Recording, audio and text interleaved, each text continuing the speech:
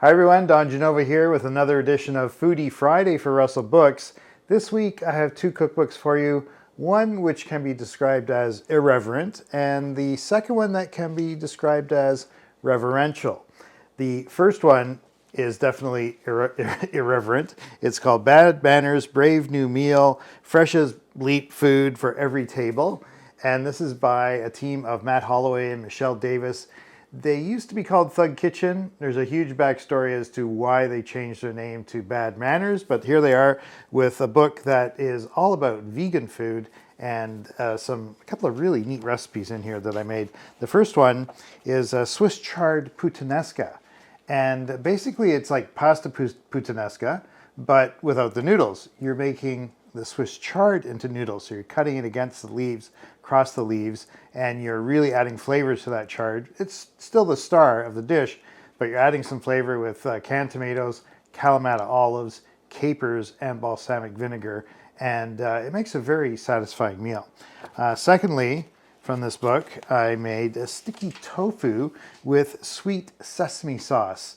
You need to use extra firm tofu, and it definitely gives you a very nice sweet and sour taste to it. The sweet and sour comes from an intriguing combination of maple syrup and rice vinegar, and you've also thrown some soy sauce and sesame oil in there as well. So that's the irreverent book, Bad Manners, Brave New Meal. The reverential book is Garlic, an Edible Biography. The history, politics, and mythology behind the world's most pungent food with over 100 recipes.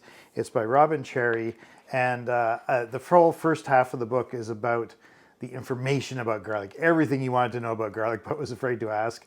And the information in one chapter, like in chapter 3, it's all about legend and lore. And it reads, garlic has been credited with powers of both good and evil throughout history.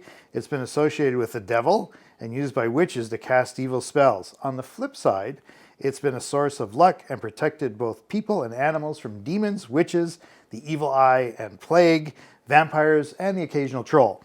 The garlic bulbs have been used in bridal bouquets and love potions, as well as to send unrequited lovers packing. So if you want to read about garlic, the whole first half of the book is about that. Of course, I made a couple of recipes, mostly side dishes from here. Hasselback potatoes. Hasselback is from the town of Hasselbacken. Actually, the restaurant called Hasselback in Stockholm, Sweden, that first served them. And the cutting technique on this, it's intriguing. You take a couple of chopsticks, and you take your nice sharp knife and your potato, and you lay the potato right in between, and you want to cut just really, really thin slices in the potato. And you're not cutting all the way through because you've got the chopsticks there to help. Okay, and as you go along, you're just cutting about 1/8 of an inch like that. I'm not going to cut all the way through, but what you do eventually is you can kind of flatten the potato out, and then you stick a bunch of like a mixture of garlic and oil and salt and pepper in there, and throw them in a casserole and bake them, and they get all nice and crispy on top and a little bit nice and soft in the middle, and those are your Hasselback potatoes. Very scrumptious.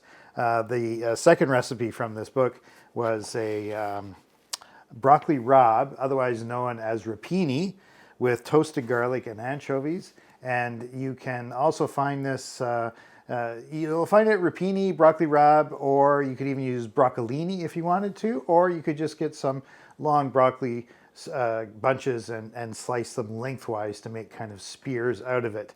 The thing that you get the pop from on this is some toasted garlic, thinly sliced garlic, some red pepper, and some anchovy. Now, I know people say, oh, I hate anchovy, but you know what? Anchovy, when you cook it, it really adds a lot of umami, a lot of flavor that you can't really tell that it's just a salty little fish. Now, you can do things like using a can of anchovies, but if you only need a little bit of anchovy, and you only do need a little bit of anchovy for this recipe, you can also buy a tube of anchovy paste, and that's a much more economical way of doing things, and you just need to take off the top and squeeze a bit.